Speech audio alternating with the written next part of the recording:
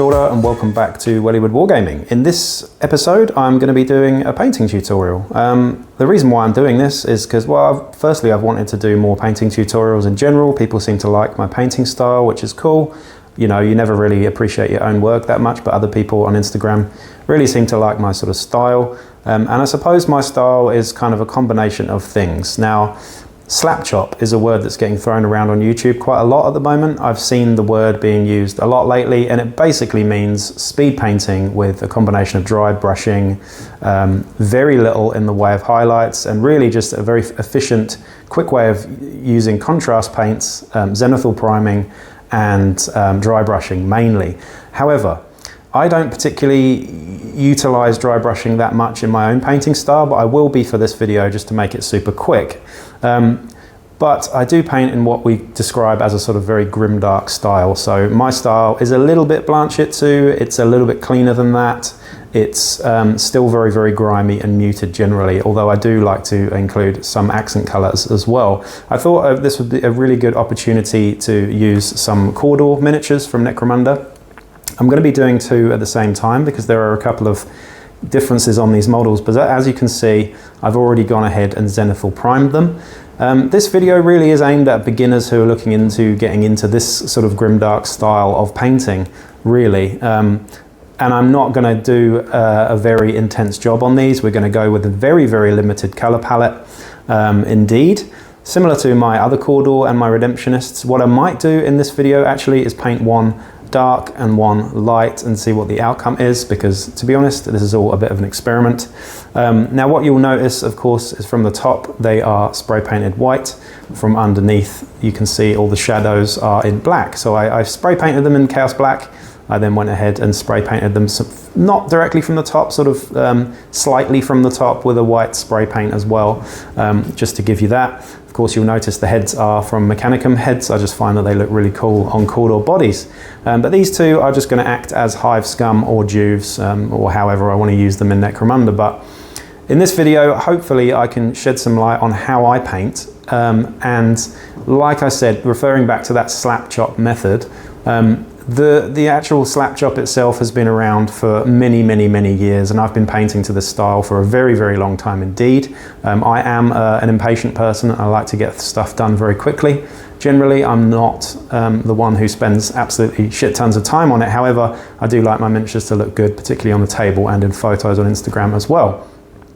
So getting into it, I'm going to just explain what I'm going to be using and show you my sort of color palette and maybe pick an accent color for these guys as well. As we get into it. So first things first, I've got a selection of brushes. You'll notice that my brushes are not in great condition. This one here is a makeup brush, pretty good actually. This is an old one. It's actually double-ended. It's got a small one on there as well, but the makeup brush, very, very cheap. Got that one from Kmart or something for a couple of bucks. Very good for dry brushing. Like I said, I don't do a lot of dry brushing, but I will be using this for dry brushing in this video. I've then got some Citadel brushes, some smalls and medium layer brushes there as well, which is pretty much all I use. I do not spend a lot of money on brushes because I use a lot of oils and enamels and things like that, and I like to just buy new brushes instead. This one here is a synthetic brush that I got from my son's painting set actually. This one I'll be using for basing materials and also some of the oils and enamels that I'm going to show you what we do with as well. So just touching on that enamels and oils thing, I paint in a sort of slap chop style. It's very grimdark, and I usually tend to highlight up and paint things quite brightly, and I then go ahead and mute them down with oils and enamels. So you're going to see exactly what the process is with that as we get into it now. So now for the paints that I'm actually going to use here. This might change a little bit as we go along and involve with the process, but I don't tend to plan things out too much, particularly when it is a sort of speed painting job like this. However, I do have my favorite sort of staple paints that we're going to stick to here. As you can see, from left to right, we've started off with some contrast paints. I think Citadel contrast paints are the best sort of contrast or speed paints, if you ask me anyway, particularly when working with a zenithal prime as well. So The contrast paints that I've picked out here that I'm definitely going to be used in some capacity anyway is Apothecary White, which is excellent for obviously whites. We've got Flesh Tearers Red, which I'll probably use as an accent colour somewhere, very minimally though, because I don't want things to be too bright. Skeleton Horde I'm going to use for a lot of the cloth and things like that. We've got Black Templar, of course, for gunmetal and whatnot as well, and black leather, things like that. Wildwood we're going to be using for the darker leathers like the boots. We're going to be using snakebite leather on all the wraps, and we're going to be using Dark Oath flesh on the skin. Moving over, of course, I've got Stormhost Silver here to highlight up any metals. I've also got some Lead Belcher here as well for all the actual gun metals and things like that too. Nuln Oil is essential here. I don't want to use Agrax Earthshade in this case because I am going to dirty things down afterwards in the sort of final step with either Streaking Grime or Rust Streaks as well from AK Interactive, both of which are excellent. Now, like I said, sometimes I do use oils. In this case though, I'm going to show you how to use Streaking Grime, which is more of an enamel product to dirty the hell up at the end process. But let's get into it now with some contrast paints. So, like I said, we're going to do one of these in white and one of these in black, or should I say off-white anyway. So we're going to start off with the black that I'm going to be using on the robes, and that is of course Black Templar contrast paint. Straight from the pot with my medium Citadel brush here. I'm just going to be painting this all over the fabrics of this fella, and making sure, obviously with black being the darkest colour that I'm using here, I'm obviously making sure that I don't want to spill it anywhere. I'm probably going to leave the tabards out as I want them to be a sort of accent colour, but we're just going to slather this all over and move on when I've showed you the end product of that.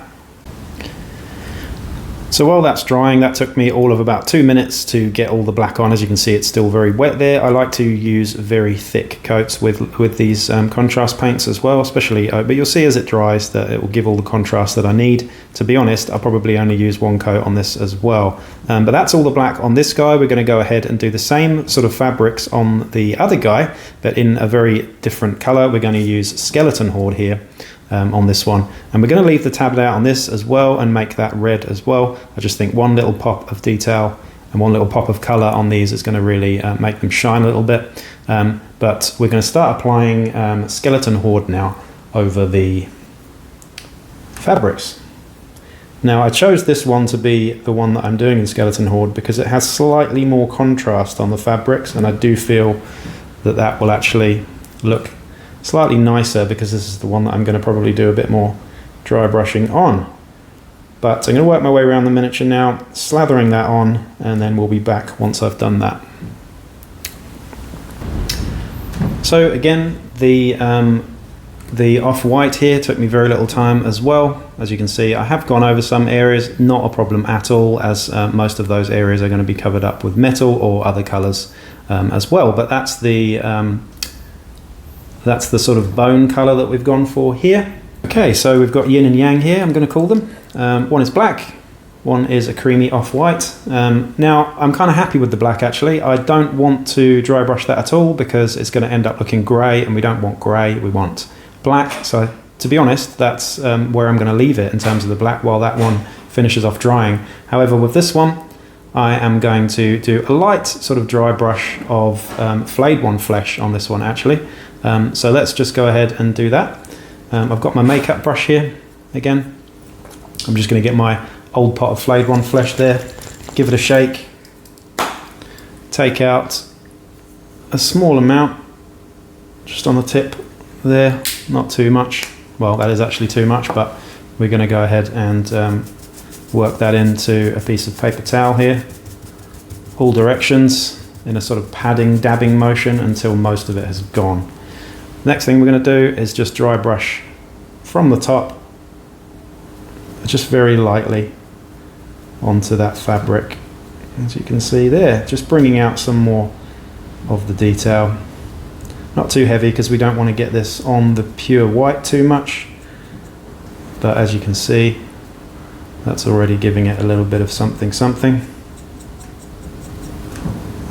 You can go a little bit harder if you want, but to be honest, I'm kind of happy with where the colour is anyway. I don't want to push it too extreme.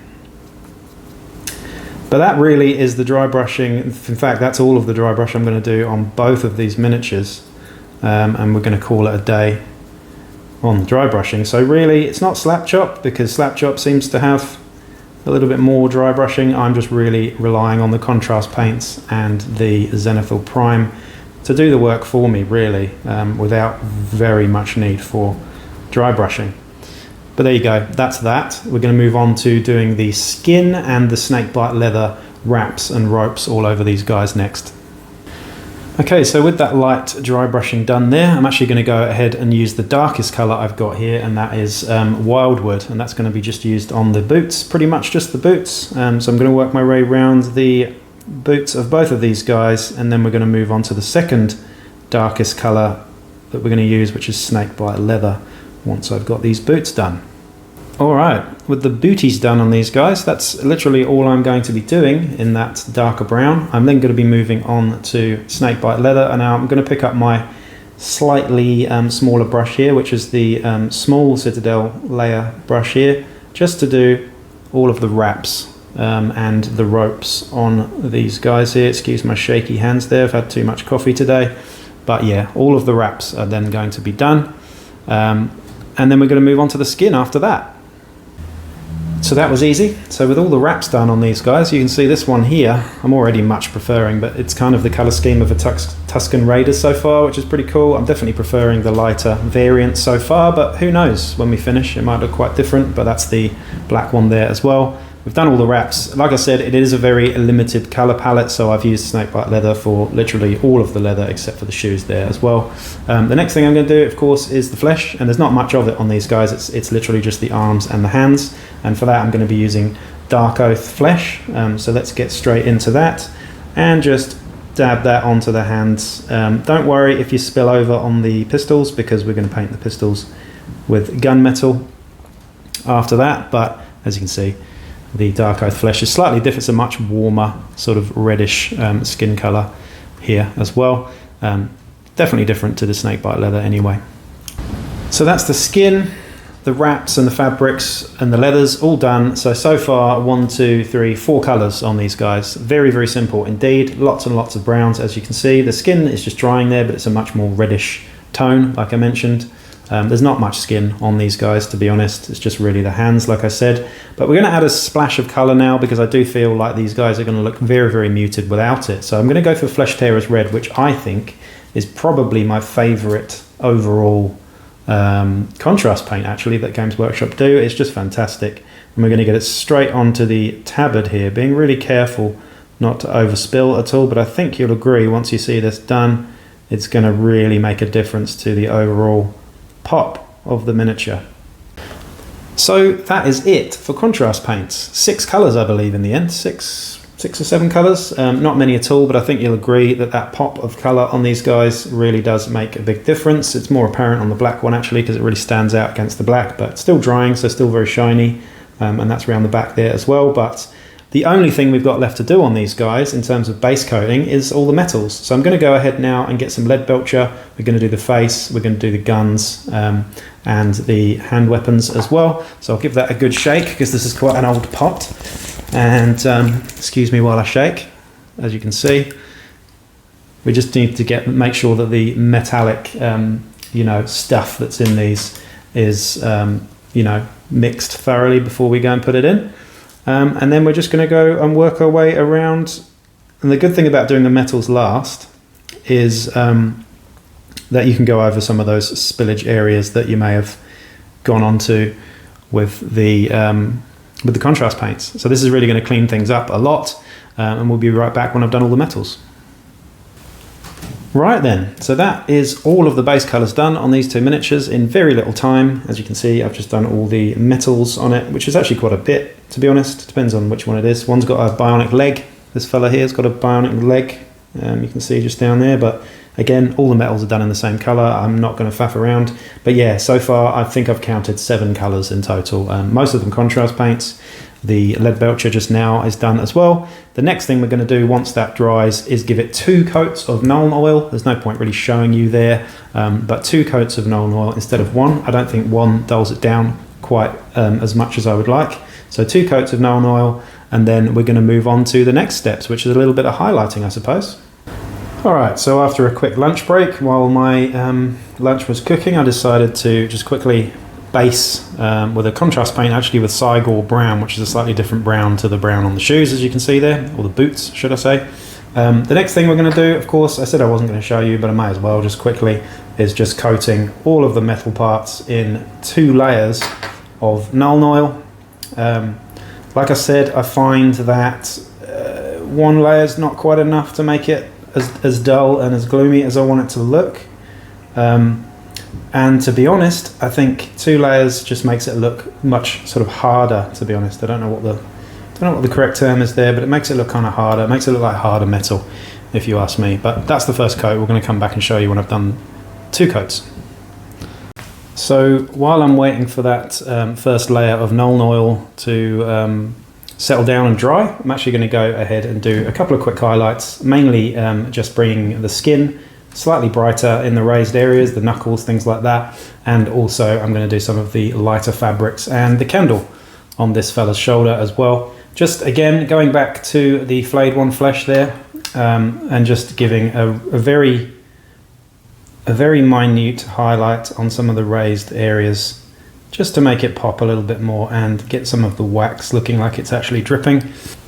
So with the Nuln oil still drying, I've done a little bit of a highlight just on the skin and stuff there, and the candle, as you can see, to make it look pretty stark, to be honest, but you'll see the end process does bring it out a bit. I have kind of messed up the hand on this one's pistol hand, but again, it's not much of a problem because we are going to sort of cover over some of those details with the sort of finishing process. But the next thing I'm going to do here while the Nuln oil is still drying is take a little bit of Evil Sun's Scarlet, which is another great colour from Games Workshop, and just edge highlight the tabard, I think it's called. Is it a tabard or is it a loincloth? Not really sure here, but I'm using my fine brush here just to give it an edge highlight on the actual tabard itself. Sorry, that's a bit blurry. Quite hard to see there. There we go. So just a little bit of an edge highlight on this guy just to make it pop a little bit further, and we'll be right back once we've done that red. The Nuln oil is still drying. We've done just a one quick edge highlight of Evil Sun's Scarlet on the red, and you can see it just makes it pop, gives it a bit more definition. Of course I could take it further than there and go with a slight orange, but I don't really want to change the redness. I quite like that. Again, we're not doing a very advanced paint job here. I normally do go a bit further than this, but for the sake of this video, of it being semi-slap chop, we're going to stick and leave it at that. The next thing I'm going to do though is get Tallarn Sand, which is kind of like a greeny tan sort of colour here, and we're going to highlight, edge highlight the raised areas on the ropes and the wraps. So we're kind of halfway through, adding a sort of layer to the snakebite leather with Tallarn Sand. And just a little tip that I want to just give to you quickly: when you're sort of highlighting very, very small areas like the rope on the neck there, the thing to do really is to make sure that you don't have too much paint on your brush, and remove some of it on your fingernail and just drag your paint in the direction of the actual rope segments, and that way it will just catch those actual segments and make it look a bit more realistic. Okay, so another quick highlight now, and that's going to be Scrag Brown on the boots here. Let's just grab a teeny bit of that. Now you'll notice this is quite a bright brown colour, but we're just doing the very edges just to make the brown pop a little bit more. So just be careful as you go around, don't add too much of this. It is just a teeny little bit of a highlight there. Once we've done that, we'll move on to the next step. Now that we've done a little bit of highlights on the boots and stuff, you can see they're really basic, but that's what we've got. I'm now going to go ahead and add another layer of Nuln oil to the metal areas, just because I feel like they're not quite dark enough, and you'll see what I mean once the miniature's finished. But yeah, another layer of Nuln oil is needed, I think, here. So with that last coat of Nuln Oil done, it's not quite dry yet, but you can see that it adds a hell of a lot more definition to the metals, makes them look a bit more realistic, I suppose, and just harder. I don't know why I'm using the word harder, but it just makes the metal look harder to me. No idea why. The next step, I mean, I'm pretty happy with where these are at. I've only done very minimal highlights on them, as you can tell. Again, this is supposed to be slap chop / speed painting / Grimdark stuff, so that really took me very, very minimal effort. And you can do this. If you follow these steps, it will be super, super simple to do the same thing. However, now we're going to grimy and dirty the hell up with our AK Interactive rust streaks and streak and grime, just to make it suitable for Necromunda and make them worthy of House Cawdor. So now on to the fun part. First of all, a disclaimer. If you want to paint in a Grimdark style, if you are interested in painting in this grimy manner, please, please, please let go of your inhibitions, get creative, be prepared to make mistakes, and that's the best way of learning, pretty much. You just throw yourself into it. They are only plastic miniatures at the end of the day. Yes, they're fairly expensive for what they are, but take risks, and trust me, it will pay off. So the two products that I'm looking at today are Streak and Grime, which from AK Interactive is an absolute must if you want to do this kind of thing. And we've also got rust streaks here as well, which I've used on a fair amount of my terrain, but I'm going to use it on the metals here on the miniatures too. So these two things, they are both enamel based, they're not oil based. So they're slightly different. I tend to use oils quite a bit as well, oil washes. And I find that oil washes are amazing for defining things and bringing everything together. However, this gives you much more of a sort of very matte looking finish, which I really like. Makes them look dusty and just genuinely grimy and dirty. The colors of these are fantastic as well. You can get different brands of these things, but I do think that the AK Interactive ones myself are my favorite. So what you're going to need when you get into this, firstly, is some cotton buds, and the second thing that you're going to need, and I'm just going to pour some out now because I didn't want to just do it in advance because this stuff is stinky, is some white spirit. So with the oil washes, you can work quite slowly. With this, however, you're going to want to work quite fast. I would say, well, not fast, but you know, you can paint over this in the end as well. So if you do, you know, feel that it's too dark for any reason, then sure, go ahead and you know, paint over it and redo your highlights and whatnot. But you can see it's a really grimy, filthy looking color in there. I'm just going to go ahead and start splashing this on. And you might think, oh, that looks all right so far. You know, it's table ready and la-di-da-di, but to me, it's not. I want it looking really filthy and dirty. So straight from the pot here, I'm going to use my synthetic brush and I'm going to start whacking that on all over the miniature. So there we go. This is the part where noobs and people that haven't done this before start panicking because they think, oh God, all that work that I did on the highlights and blah-de-da, I've completely messed it up now. But no, you haven't at all. As you can see, these look like a complete mess. That's fine. We're going to go in now with a cotton buds. Now, important thing to note here is I'm not going to saturate the cotton bud entirely. What we don't want to do is do a rubbing motion because Citadel contrast paints are notoriously thin. So if you do rub the miniature, you're going to take it off. So what we're going to do instead is roll. We're going to roll all over the miniature, rolling down, starting from top to bottom. And you can see already some of the colour coming back into it. Now, as soon as your cotton bud starts getting too dirty, switch it to the other end. You're probably going to want to use several cotton buds on each guy. But you can see what that's doing is it's removing the surface, but keeping the, you know, the recesses looking all deep and nice. And that is really all you're going to do. I'm going to come back and show you the finished example. Then we're going to take some pictures we'll take some pictures after we've done some of the finishing detail, the eye lenses, the candle, things like that. But really, that is about it. So that's that. The good thing about enamels over oils is that they dry very quickly and they dry very hard as well. But yeah, as you can see, things are very much an awful lot darker, but I quite like it. It's nearly dry already. That's taken probably about half an hour, I suppose. But the thing I've just done off camera is just do the eye lenses. They're not quite dry yet, but all I did is fill them with red and then a yellow and then a white little point, and then I sort of bathed them in a red glaze, bloodletter, I believe. But these two are looking pretty cool. Obviously we're going to get some final pics so you can actually see in some proper light, but I think they're looking pretty good, really. I did have to go back and just highlight up the red again just to make it a bit more poppy, as I said.